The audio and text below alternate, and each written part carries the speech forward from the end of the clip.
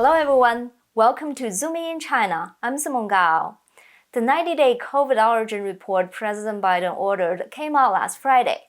The unclassified summary of the report assesses that SARS-CoV-2 probably emerged and infected humans through an initial small-scale exposure that occurred no later than November 2019, with the first known cluster of COVID-19 cases arising in Wuhan, China in December 2019. In addition, the intelligence community was able to reach broad agreement on several other issues. The summary says the intelligence community judged the virus was not developed as a biological weapon. Most agencies also assess with low confidence that SARS-CoV-2 probably was not genetically engineered. However, two agencies believe there was not sufficient evidence to make an assessment either way.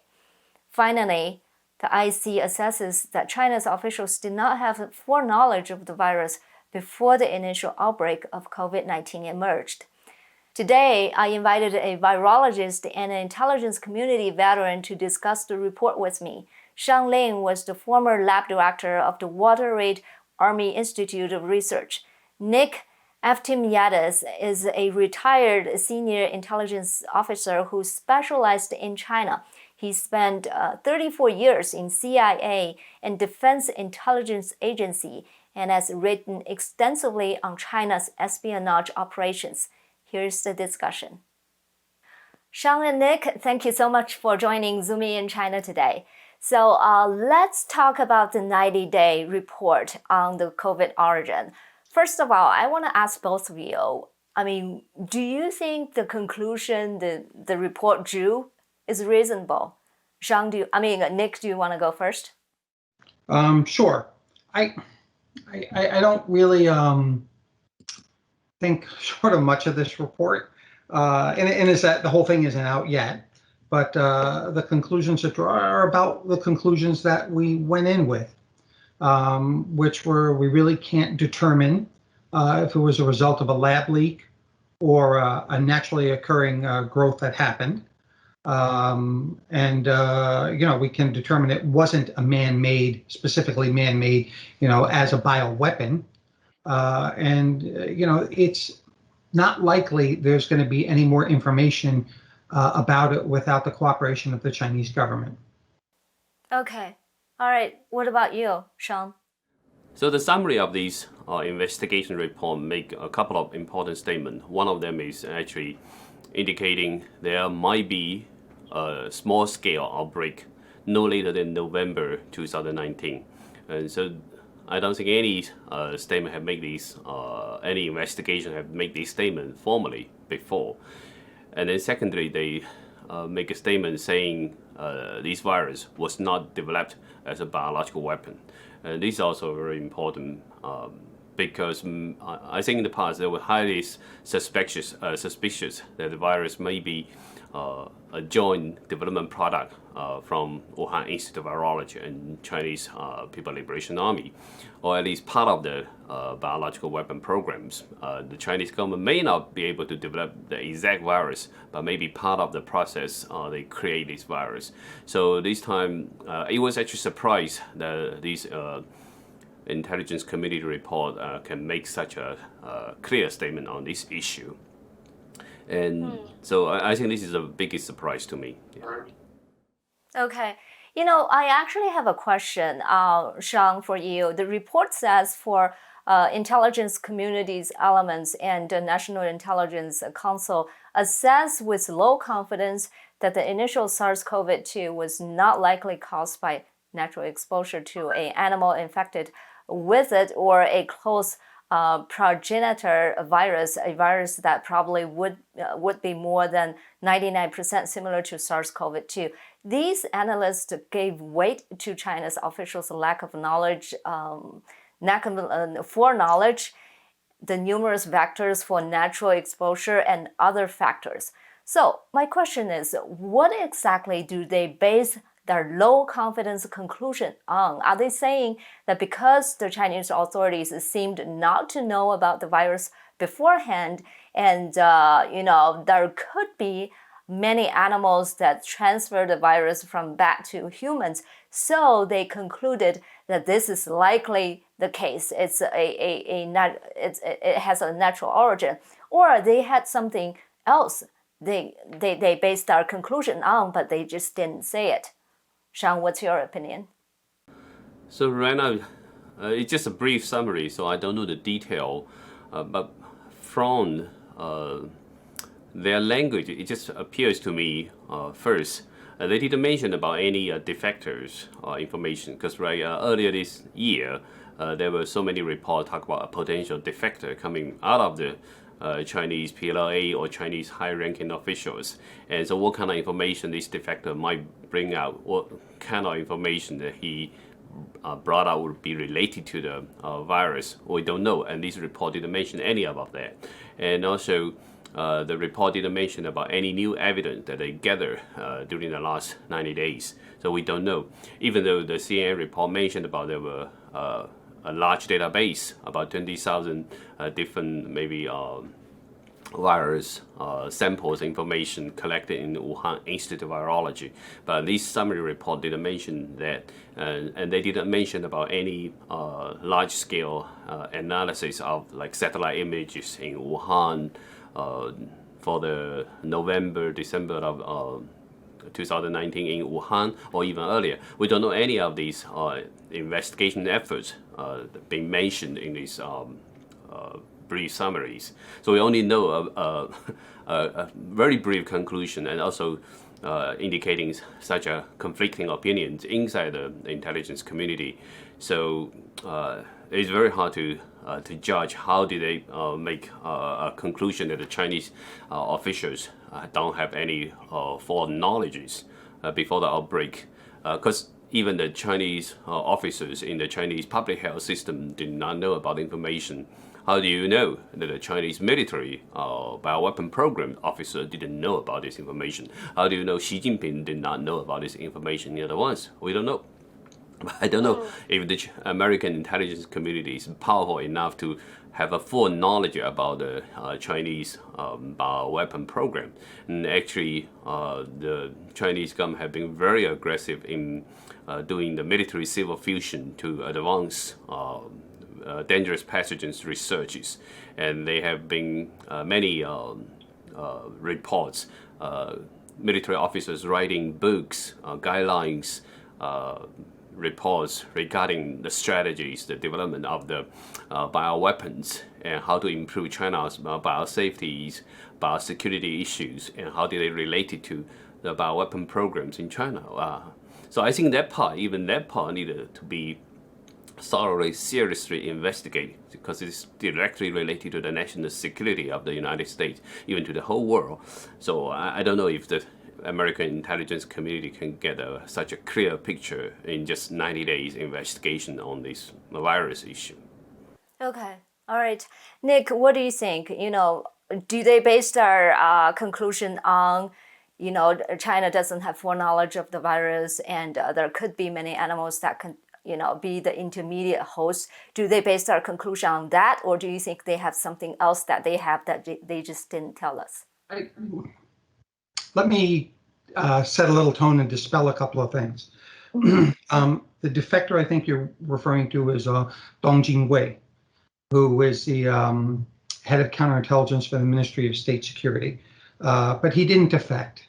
That was just rumors that were coming out, and it's been largely discredited that he defected. So that didn't happen. Number one.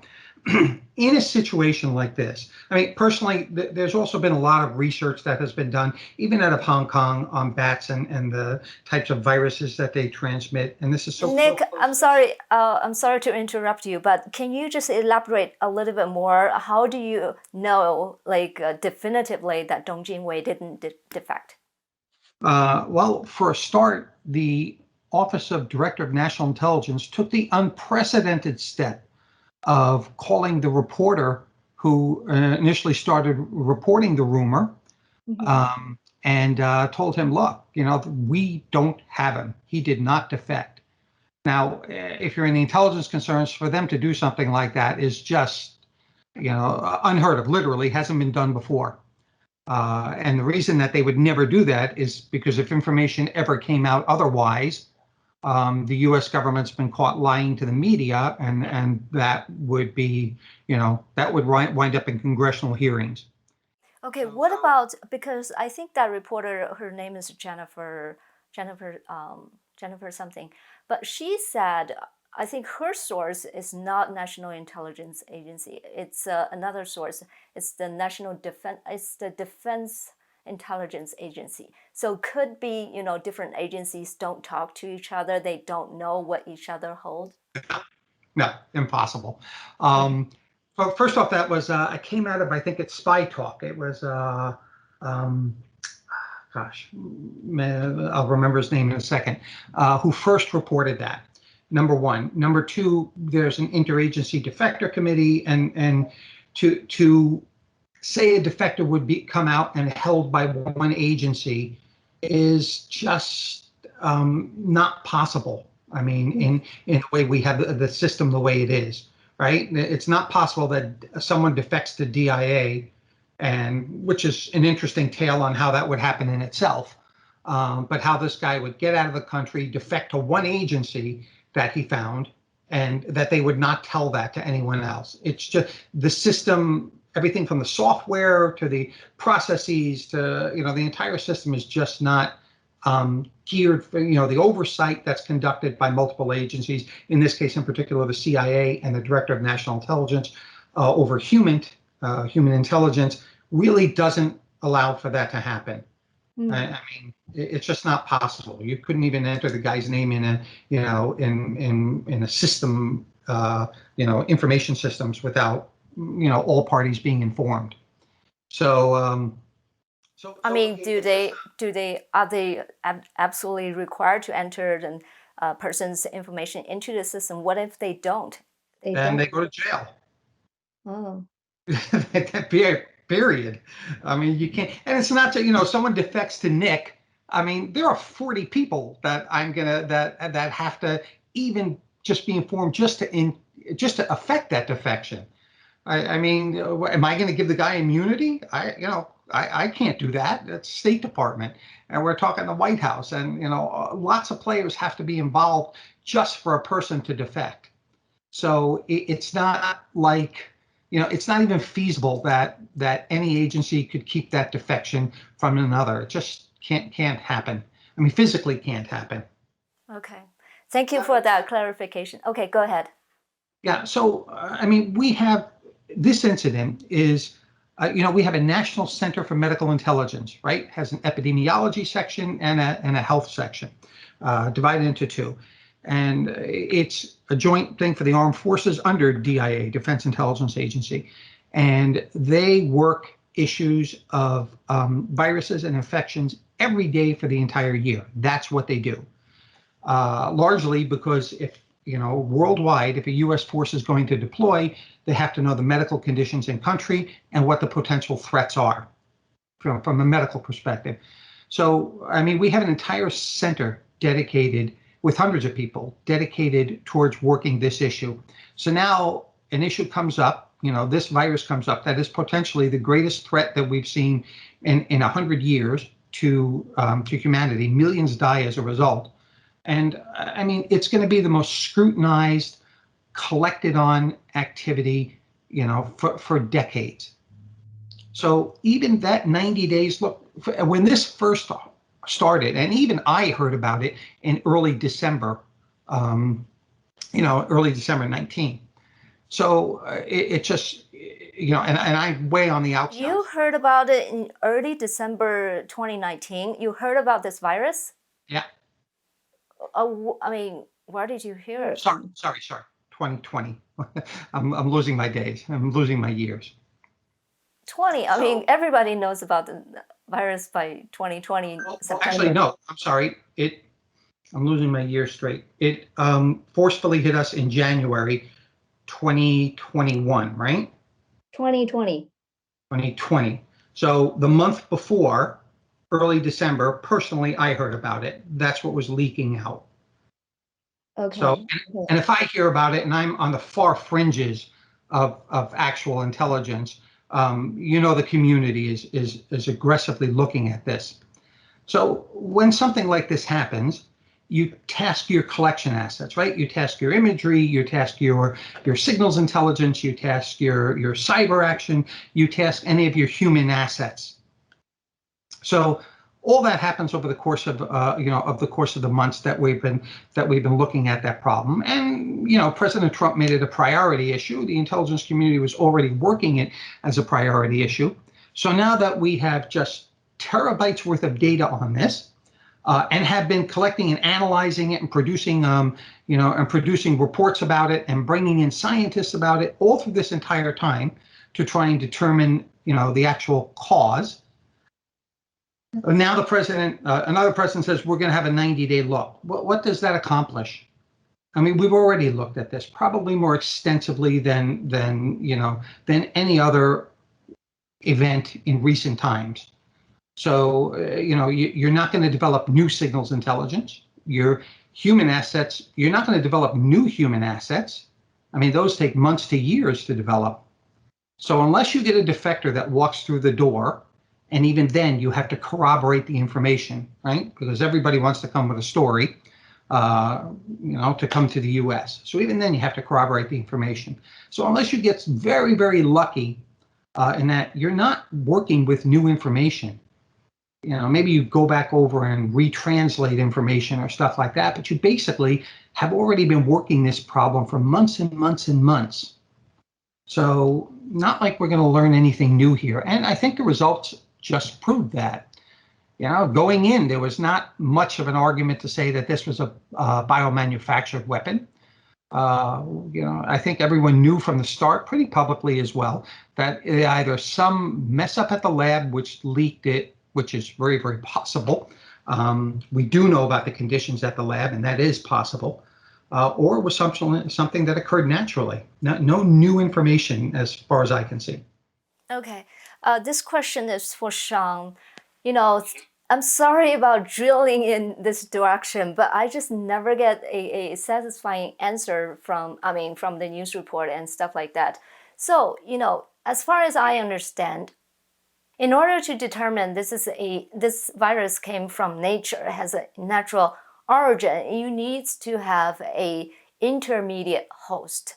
So without the intermediate host, you just simply cannot decide that.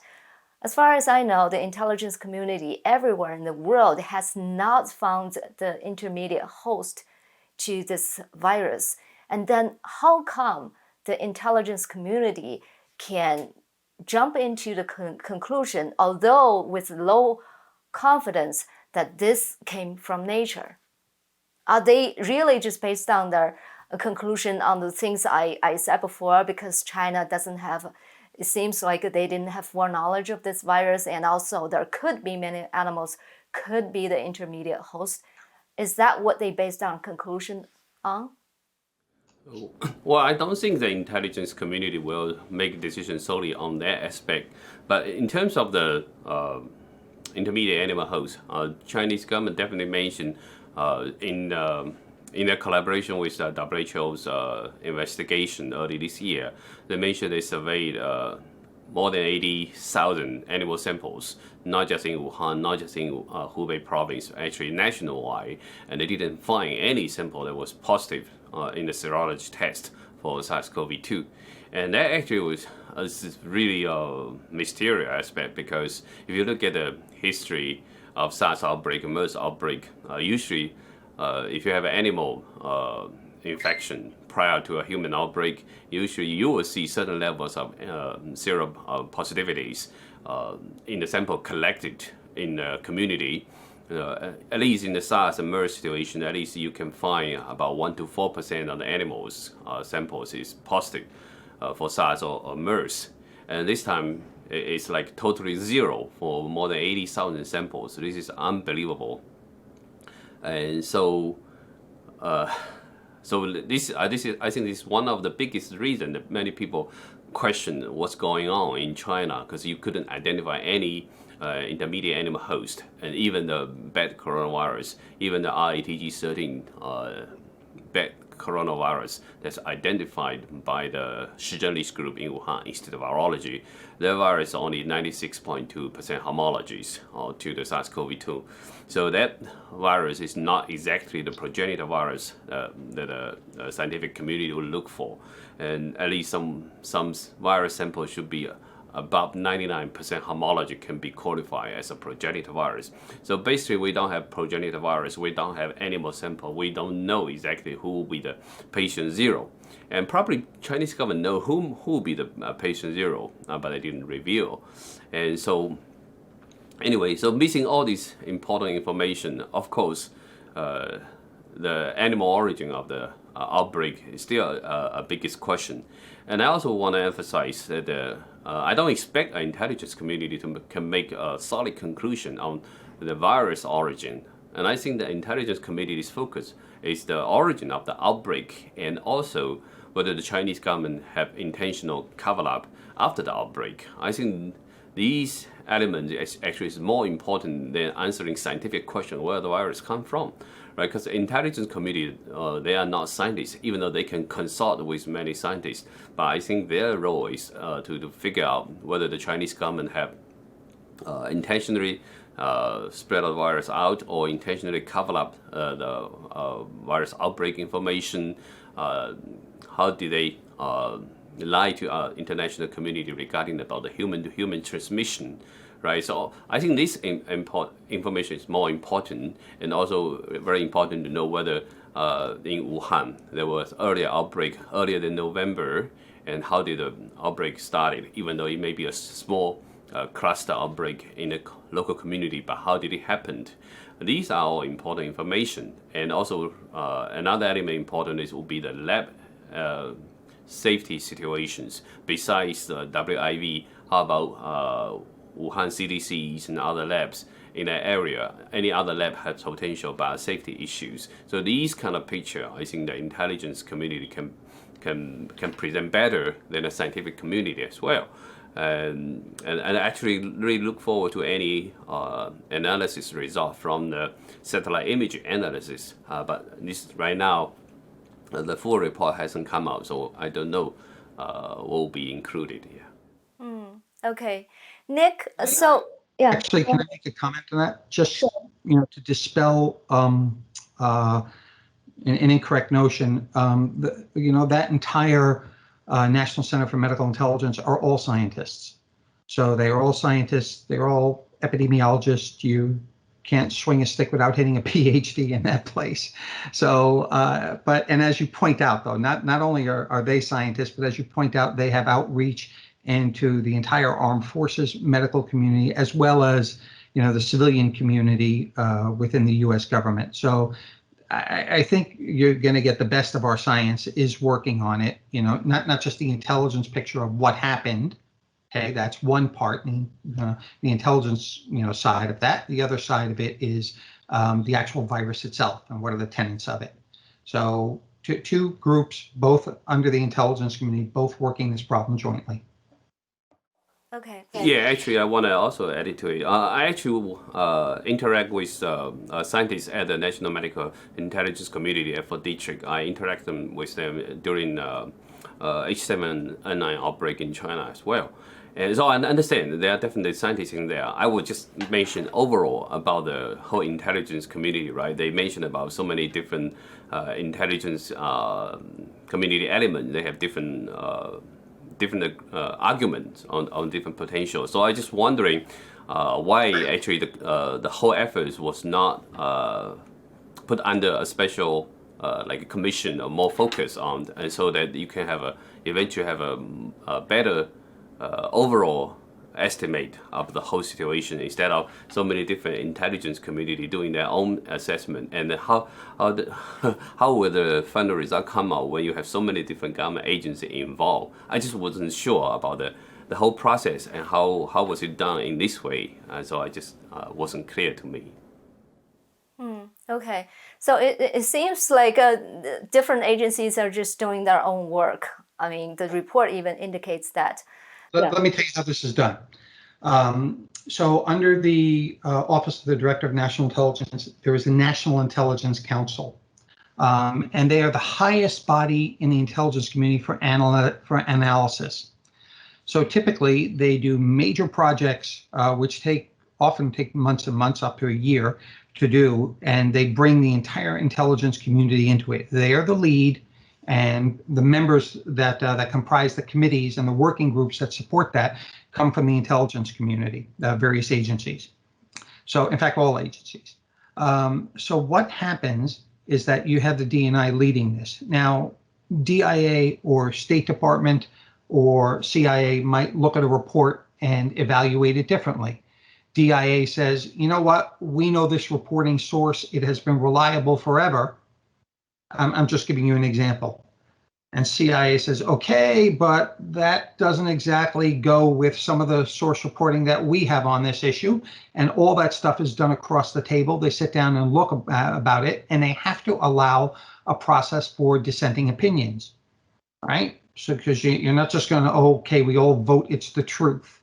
That group, that over months, that group will say, this is what our assessment is. This is how we rate it, high, medium, low type of thing.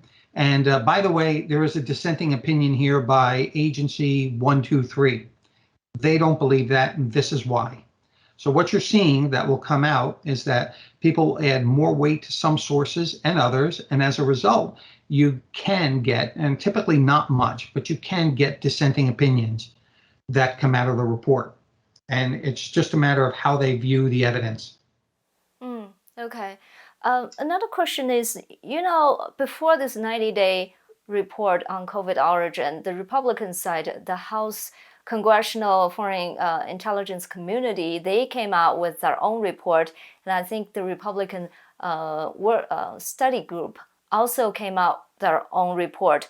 And I think the Republican side has pretty much reached a consensus that based on the intelligence community's report and investigation, that the evidence heavily lean towards this is related to the lab. It's a lab leaked incident.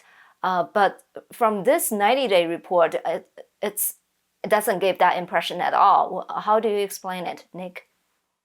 Yeah, I don't know. I actually got to see the full report to understand how they have, how they've done those calculations. There's something that factors in. The fact that the Chinese government has been completely unhelpful, denied, even throwing this back at it occurred anywhere but China, basically, has not helped, the perceptions and the analysis. So how much does that influence people who are doing the analysis? Here's an issue of weighting the evidence. The fact that China, won't give up any information towards this, has refused investigations, and is actually accusing the United States of leaking this virus. How does that impact people who are doing analysis, whether they be from Republicans or from the intelligence community? So, just things like that are huge weighting factors. I would tell you in experience, the congressional community would weigh that a lot heavier than the intelligence community, because that's just standard CCP behavior as far as they're concerned, and they would put it aside. I don't know if the political dimension could be put aside when it comes out of the Congress. So just issues like that. Okay. I'm going to ask you this. Do you think the intelligence community, do you think the different intelligence agencies are politicized? No, everyone is to some degree. Yeah, I think people are politicized. I don't think agencies are politicized. But I can go back to the Clinton administration, and every administration I served under in the intelligence community, we saw leaks that were occurring whenever the intelligence community didn't agree with a political decision. So is that politicization? Sure it is. They're trying, what Trump spoke of that, was shadow government or so. There's a lot of truth to it. The intelligence community or people in that community take action when they don't believe the policy apparatus is right or honest. Okay. So do you think there could be a lot of that going on for the COVID origin research and investigation? I think there are so many people involved with this. If that happens, see, and that's, the valve in the system. There are so many people that are involved with this. If it was politicized, if someone changed the wording on the report, on the final report, to reflect something different, you'll hear about it in weeks. People will start leaking information that says that's not what the report actually said, those types of things.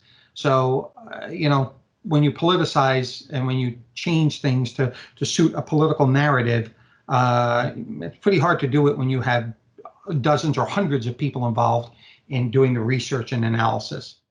But what about the report itself? Could the report itself, the conclusion they drew, is politicized, it's influenced by political opinions?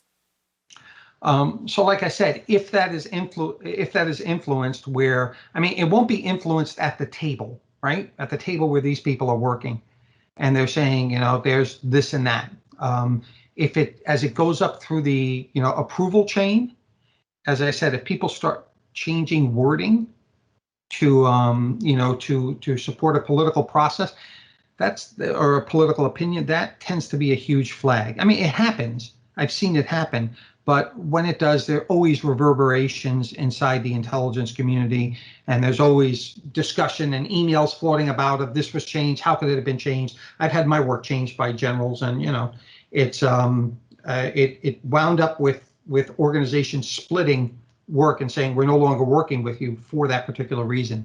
Those types of things. So there were repercussions for those types of actions, and so far it hasn't come out, so we haven't seen anything yet. Okay. Sean, I have a question for you. Because the report says because the Chinese government is not cooperating and we could not obtain the original either data or intelligence information about this virus, so they resort to a scientific approach. Obviously, the researchers, the real scientists are happy about that, but the intelligence community is also happy about that. Do you think that's a right approach? What will happen to a scientific approach?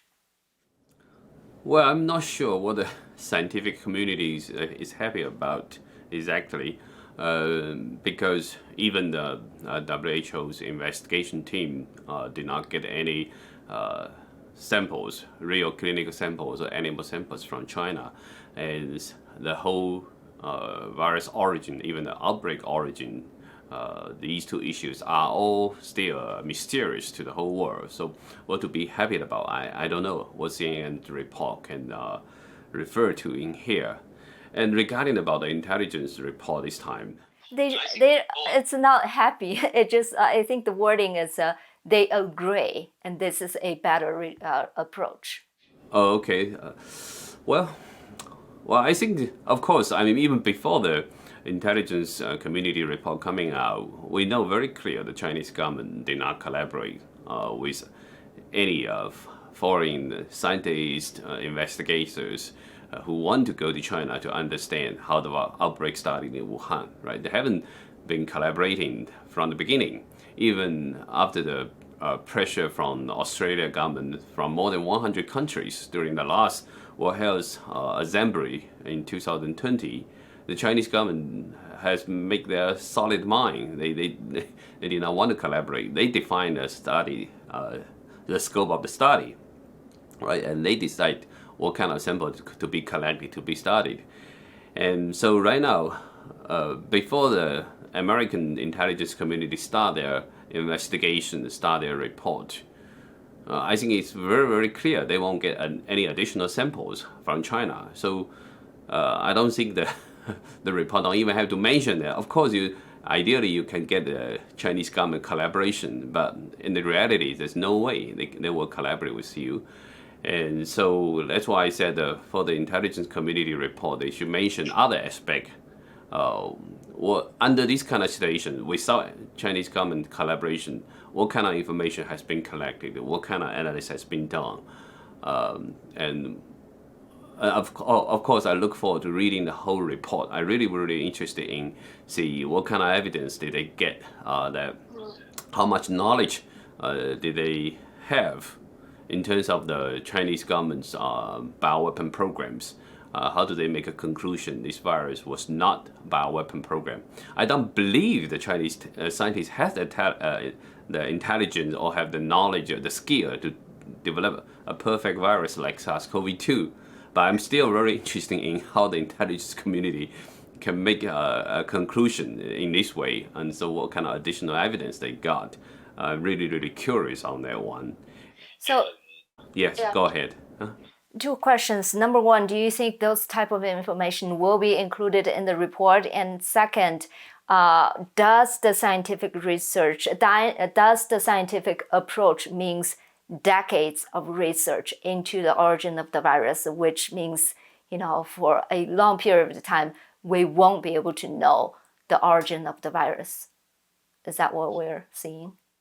I think to understand the virus origin, of course, is a daunting scientific task. And for decades, we still don't know how HIV started. We don't know how the SARS outbreak started in 2003, right? So it's always a daunting scientific task, and that's what Chinese government be happy to push the whole investigation towards this direction. And so that's why they even mentioned that you need to collect samples in South Asia countries to get more samples, more bat samples, maybe more pangolin samples in different countries. They want the whole international society spend more time on these scientific questions. But I think what's really mattered to the whole world right now is how the outbreak started, whether there was a big issue regarding about lab safeties, and also does any lab in China or even in other South Asia country pose a great danger to the whole world when these labs been collecting dangerous pathogens? So I think the whole world doesn't want to have another incident of the COVID, right? So nobody wanted to repeat it. So that's why the intelligence efforts is so critical to understand how did the outbreak started, what kind of information the Chinese government covered up, and then the U.S. intelligence has an insight, a better insight, a real insight, right? So I think that's really critical to the whole world. I don't care whether the virus come from pangolin or bat or even camels or other animals or civets, right? That part actually does not really matter to the human society at this stage. We still are battling with the COVID. So it's key to understand whether there will be other outbreak potentials and what did the Chinese government cover up at the beginning stage. So I think that's more important. Do you think those information about how is this not related to China's biological weapons will be included in the report that the public can see? I definitely hope so. I don't know if the intelligence community, so many different elements of the intelligence community have done thorough investigation or analysis on China's bioweapon programs, which has been very aggressively driven forward under Xi Jinping's regime. So I don't know how updated the intelligence communities have on this aspect. So I definitely look forward to read some elements regarding about China's bioweapon program. Since they make such a conclusion in this summary, I believe they will have some information there. I just will really be interesting to see how in-depth they know about the situation. Okay. Nick, you have the last words. Do you think this origin of the virus probe will yield any result in the near future? No, I don't. With all the capabilities of U.S. intelligence and our allies, I should add, right? Because we have sharing arrangements all over the world with intelligence services. So collectively, if the intelligence services of the world haven't been able to answer that question yet, I wouldn't wait around for it. And I take your point. I think it's going to be like an AIDS, corollary to the AIDS story, where we really don't know how it started. I mean, there'll be a lot of speculation, but I don't think we're ever going to get to answers. The intelligence community is not going to reveal its sources. So to temper expectations, they're not going to say we learned this from human sources or we learned this from reading Xi Jinping's emails or anything like that. If at all this time we haven't gotten a clear answer, I wouldn't expect one from this 90-day study or any time in the near future. I think we have to prepare and go forward with what we know and our expectations of the CCP's behavior not being any different in a future outbreak. And from a policy perspective, which intelligence supports policy making, I think that's the way we're going to move forward from now on. Okay. All right. Thank you so much, Nick and Sean. Thank you for joining Zoom in China today. Thank you, Simone. Glad to join you. Thank you. Same here. Very glad to join you. That's all for today. Thanks for watching Zoom in China. Please like, share, subscribe, and donate to this production if you like our content. Also, head over to my new membership site at zoomingin.tv. You can get video audio format of my show and full transcript. I'll also do live Q&A on the membership website, and we have member-exclusive documentary movies on the site as well. So please take a look. Thanks for watching, and I'll see you next time.